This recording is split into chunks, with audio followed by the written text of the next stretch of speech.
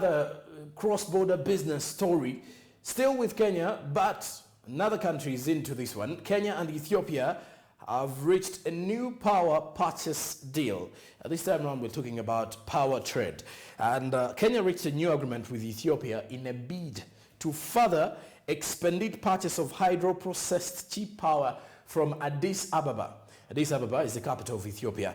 The new arrangement was reached after an Ethiopian delegation, which was led by the Ethiopian Prime Minister, Ethiopia's State Minister of Finance, Eyob Tekalin, who visited Nairobi from February 2nd to 4th, February 2022. So among the key bilateral talks that they had and among the key discussions they had included power trade. The two nations deliberated on the previously signed power trade agreements, finalization and operationalization guidelines and the procedures, as well as agreements on the progress made on each side. So when you look at, they're trying as much as they can to work on amongst each other and then enforce the power agreements, the power trade agreements that they had actually got.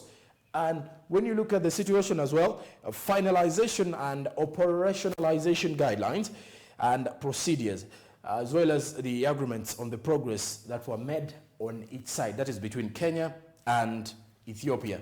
Neighbors, Ethiopia is in the north part of Kenya, so you can see that when these trade deals come on board, it is to help these countries build bilateral relations through trade and harmonizing various details to do with the economy. And in the long run, it is to benefit both countries to see that they can both benefit from these relations.